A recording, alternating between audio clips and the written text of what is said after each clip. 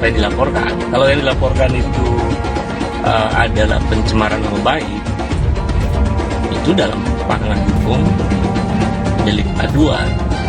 Dan kalau delik aduan, yang melaporkan mestinya adalah korban. Nah, kalau Noel, korban apa?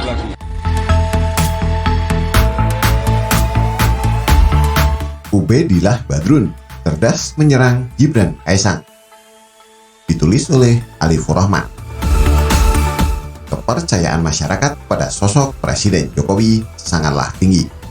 Sehingga kalaupun ada menteri yang kadang nyeleneh, termasuk ikut bermain dalam bisnis PCR, masih banyak orang yang membelanya. Misal pun ada menteri yang korupsi lalu ditangkap, publik juga tak mampu menyalahkan presiden. Bagi PDI Perjuangan sebagai partai tempat bernaung Jokowi, jelas partai tersebut mendapat dampak positif. Karena bagaimanapun, suka nggak suka, Jokowi adalah kader PDI Perjuangan. Sementara bagi partai-partai lain, kepercayaan masyarakat kepada Jokowi ini bisa dibilang kurang menyenangkan. Karena mereka harus bergantung pada sosok Jokowi. Sementara Jokowi sendiri sudah pasti akan lebih mendukung PDI Perjuangan sebagai partai tempatnya bernaung. Maka untuk merusak kepercayaan masyarakat inilah kemudian dibuat isu Kaesang dan Gibran terlibat kasus korupsi.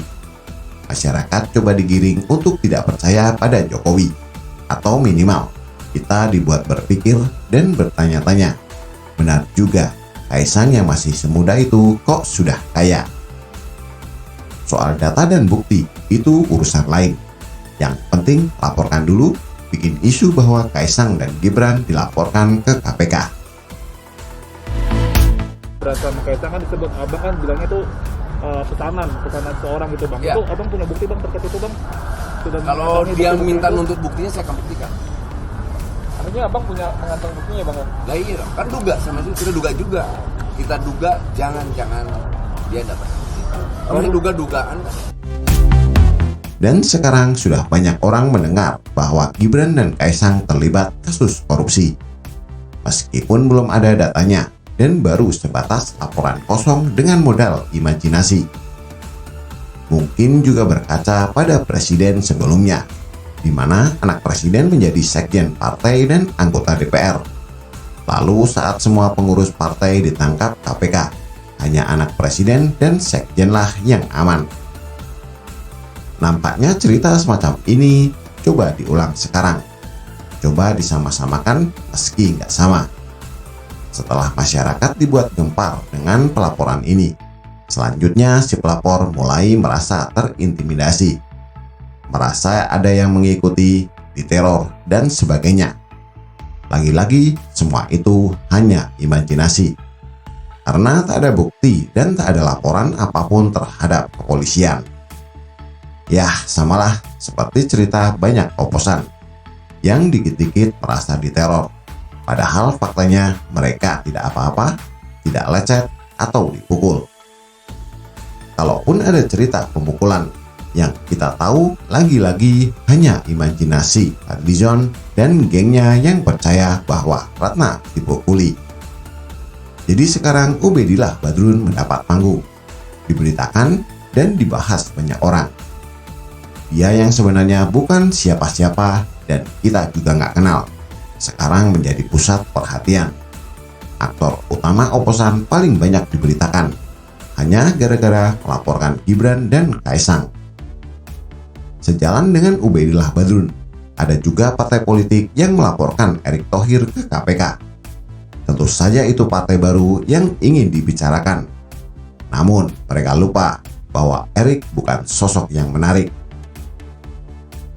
Jadi dari kejadian ini, Kaesang dan Gibran hanya dijadikan batu loncatan, pijakan yang menguntungkan Ubedillah Badrun. Kalaupun masyarakat masih tetap percaya pada Presiden Jokowi dan keluarganya, Ubedillah Badrun sudah dapat manfaatnya. Kelompok oposan jadi mengenalnya dan menjadikannya tokoh panutan yang setiap komentarnya sangat dinantikan.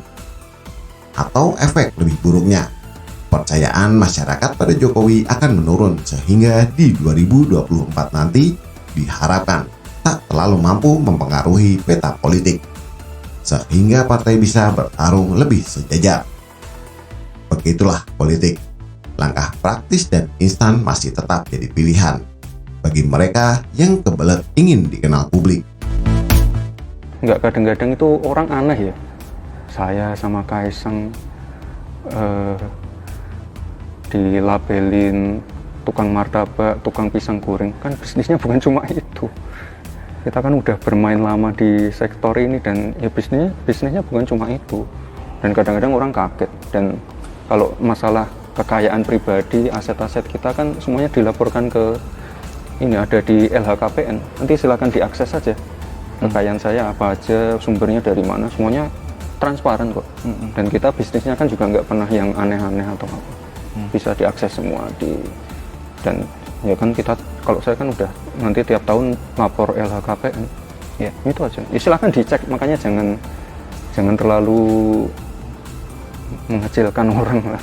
Kita kan punya pekerjaan-pekerjaan yang lain yang sebelumnya tidak pernah diekspos, dan kadang-kadang dari teman-teman media pun nggak pernah mau mengekspos karena itu tidak menarik. Kan lebih menarik diekspos sebagai tukang martabak, tapi yang lain-lain nggak pernah diekspos. Dan kadang-kadang kalau tiba-tiba ketahuan apa, dari mana itu? Kok tiba-tiba punya ini? Kadang-kadang kayak gitu sih. Tapi kan kita bukan mau pamer atau apa.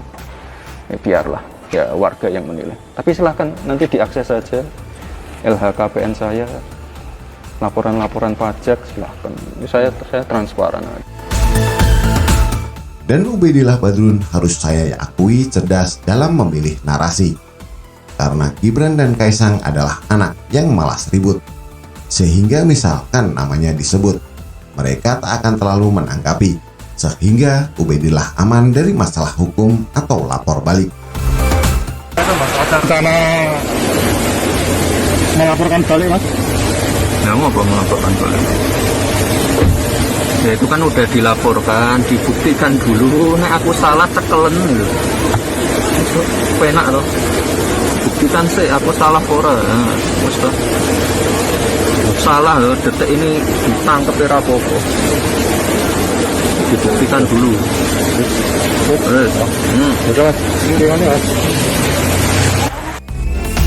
Tapi misalkan Jokowi yang dilaporkan ke KPK, tentu para relawan akan ada yang bersikap.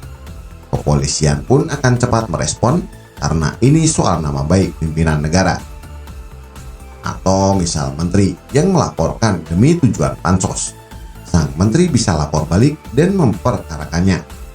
Setidaknya itu yang terjadi pada Haris Azhar dan kawan-kawan sebelumnya. Dan rasanya Ubedillah Badrun akan sulit untuk lepas dari jeratan hukum bila dia salah pilih lawan. Tapi kalau Kaisang dan Gibran yang mau membela atas nama keduanya juga ragu-ragu. Karena anak-anak presiden nampak tak ingin mempermasalahkan dan menganggapnya seperti angin lalu. Maka kalau ada yang melaporkan Ubedillah Badrun, bisa jadi Kaisang dan Gibran kurang suka. Begitulah pura-pura. Bagaimana pendapat Anda? Silahkan tulis komentar di bawah.